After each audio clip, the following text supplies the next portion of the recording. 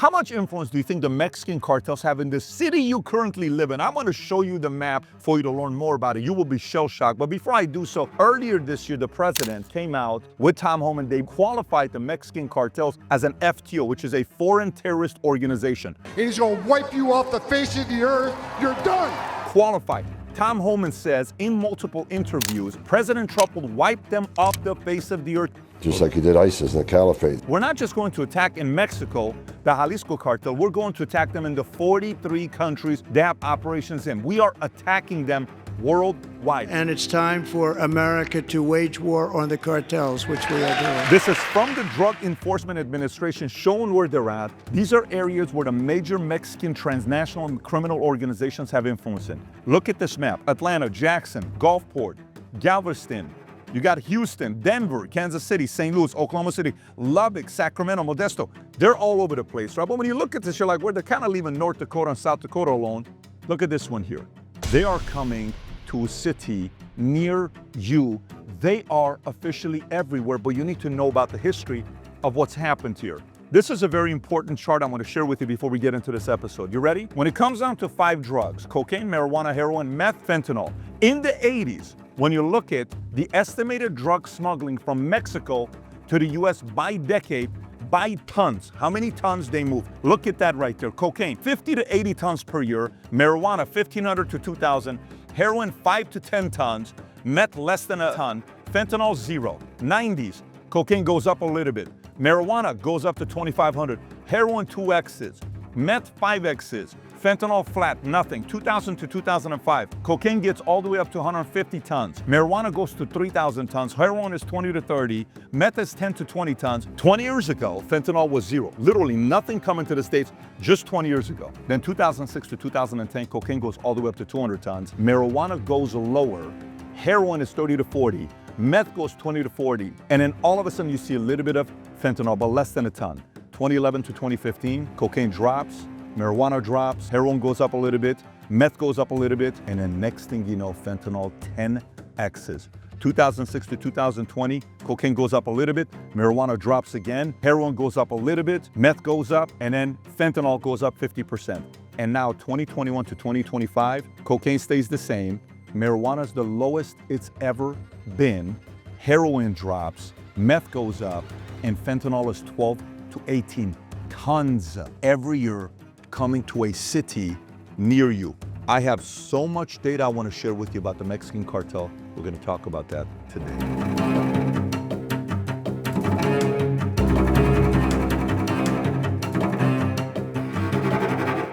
If you get value out of this video, give it a thumbs up and subscribe to the channel. Okay, so first, when you think about this business, let's look at how much money these guys are making. I mean, how much money is fentanyl making these guys in 2025?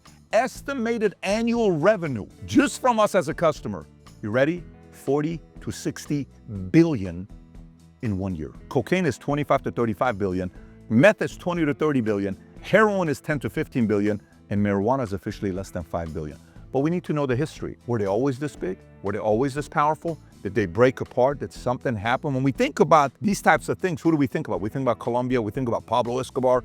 We think about different types of names. Watch this. In the 80s, Mexican cartel by size, by different era. In the 80s, it was roughly 5 to 10,000 members total. And it was mostly the Guadalajara cartel. At the time, under Miguel Angel, Felix Gallardo, cartels worked under one umbrella to traffic cocaine for Colombian cartels. So they were the ones that were coming to buy from Colombian cartels, and then they're distributing. 80s, small little shop, nothing crazy. 90s, they go to 10 to 20,000, they 2X. Guadalajara cartel splits into Sinaloa, Tijuana, and Juarez cartels. Start of the turf wars, rise of the plaza systems, and alliances with Colombian suppliers. So now, instead of just distributing, now I'm dealing with suppliers. Hey man, we want a little bit more. That's 90s. Still nothing crazy.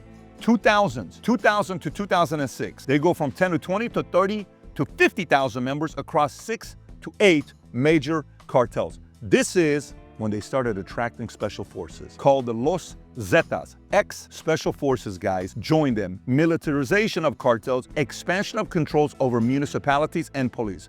Now they have power because now they have protection. Next phase, 2006 to 2012, they go from 30 to 50 to 100,000 plus, including sicarios, informants, and low-level operatives. Now they're becoming a little bit of a military, almost like running like a country. Calderon's drug war begins, Mexico military deployed, extreme fragmentation begins, cartels diversify into oil theft, extortion, and kidnapping. Next level stuff, not just drugs. Now we come to 2012 to 2018. Now they're at 120,000 to 150,000. Cartel splinter further. Knights Templar, CJNG rises, Sinaloa begins to decentralize under El Chapo's arrest, and then CJNG rapidly grows. And so since 2018 till today, they're relatively the same size, maybe increased a little bit more by 10, 20,000, but they're about the same size. So from 2018 till today, you know how much power these guys have now? You ready? They influence 35% of all of Mexico. Let me say it one more time. They have influence over 35% of the entire country of Mexico today. That's how powerful they are today. Now, why is it so important? Why is it so important where the president, Tom Homan, they're gonna wipe off the Mexico? Why is it so important? You know why? Because when you look at charts from CDC on how many people died from overdose drugs in 2022, let's just say, because that's the chart that we can find. In 2022, 107,941 people died from overdose that year. Of the 107, do you know how many was just fentanyl? 73,654. Nearly 70% of anyone in America that died from overdose died from one drug, fentanyl. That's unbelievable. And then when you look at the chart on where it was before, non-existent in 2000, non-existent in 2005, non-existent in 2010, pretty much non-existent to 2013. And then look at the spike on what happened to it. You know how long ago this is? 12 years ago. You know how many people around me tell stories about fentanyl that they lost somebody? A lot of people. A lot of people. And this is what they're trying to stop from getting in our country. So now, let's continue. The next question is, who are they recruiting? You ready? You want to know who they're recruiting? Americans. What? They're not recruiting Americans. They're recruiting Americans. There's no way in the world. Let me give you some stats. So, recruitment and exploitation, use of American citizens. The number of Americans arrested in Mexico for organized crime-related offenses. The number of Americans, if you're watching this, you're an American. Americans arrested in Mexico for organized crime-related offenses increased by 457% from 2018 to 2024. Presidency of Andrés Manuel López Obrador compared to his predecessor. Stay with me here. 185 U.S. citizens have been arrested by Mexican Army on organized crime charges since President Claudia Sheinbaum took office in September of 2024, averaging 3 arrests per day. That is insane. You ready for this next one? During AMLO, which is Andrés Manuel, presidency, 2,500 Americans were arrested for crimes such as drug trafficking in Mexico, compared to prior to only 449. It's 5xing in 2 different presidents. Out of nearly 4,000 foreigners arrested for organized crime offenses in the last 6 years, more than 2/3 were Americans in Mexico. In Mexico, 2/3 of the 4,000 arrests related to drugs, 2/3, 66% are Americans in Mexico. Now you may ask, what are Americans being recruited for? They're being recruited for being sicarios, gunmen? No, they're being recruited and used for purchasing and transporting cartel-related goods. Some of the cartels that are recruiting these Americans, they're doing it because these guys are drug users that become indebted and are forced into trafficking. Out of desperation, they're recruiting these guys. And remember, the president's only been a president roughly for 4 months, a little less than 4 months. He threatened a 25% tariff on Mexican and Canadian goods due to illegal immigration, drug-related concerns, but paused it for Mexico after Mexico deployed 10,000 National Guard troops to the U.S.-Mexico border. Another thing these cartels are tied to is kidnapping and murder. So watch this. Cartel-related violence has directly affected U.S. citizens. Between 2022 and 2023, over 700 Americans were reported missing or disappeared in Mexico, and 307 were murdered. Notably, in March of 2023, 4 Americans were kidnapped in Matamoros, Mexico. 2 were killed and 2 survived the ordeal. Americans are also heavily involved in human smuggling. Between July 2021 and August 2024, over 1,000 U.S. citizens were arrested in Texas for people smuggling, making up more than 70% of those arrested for the crime. A couple other things that these guys are into is financial exploitation. Look what they're doing here. Beyond drug trafficking, cartels have diversified into financial crimes, including timeshare fraud schemes targeting Americans. These schemes have defrauded American victims of over $300 million, according to the FBI. This next one may be the craziest one out of everything I read here, and I've already read a lot of crazy stats. You ready?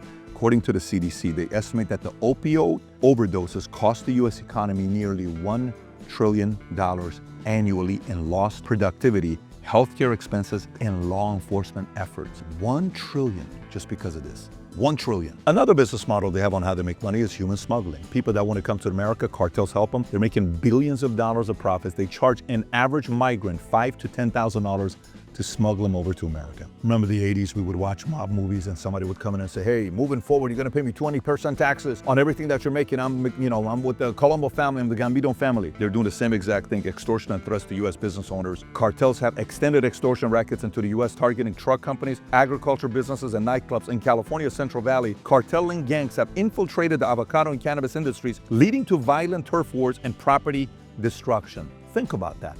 In America today, so let me tell you one of the benefits of qualifying the Mexican cartel as an FTO, foreign terrorist organization, is now the FBI, the DEA, the DHS, everybody is now going after them. And on top of that, if you as an American are working with a terrorist organization, meaning the cartel is the equivalent of Al-Qaeda, if you're working with them, whatever your punishment would be on a regular thing of dealing with an American, even if you're selling cocaine working for an American, but if you're dealing with them selling fentanyl for the cartels, as an American, your punishment is much more severe because it's as if you're working with Al-Qaeda. That's what that means. So the question comes now, what do you do about this? The president, Tom Homan, we're gonna wipe them off the face of the earth.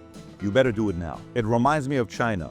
If we let these guys get bigger and bigger and bigger, that 40 to 60 billion, the 35 billion, the 20 to 30 billion, all of a sudden they're gonna get more creative, have better military. They've gone from 5,000 to 160,000 people now. They're gonna realize they need better military equipment. Right now, all they got is AK-47s, M4s, RPGs, couple armored vehicles. They don't have what we have. If they have influence over 35% of Mexico, we need to get a way to knock them out now, not later. There's an example that needs to be made for them to realize this is not the place to mess around with, specifically America.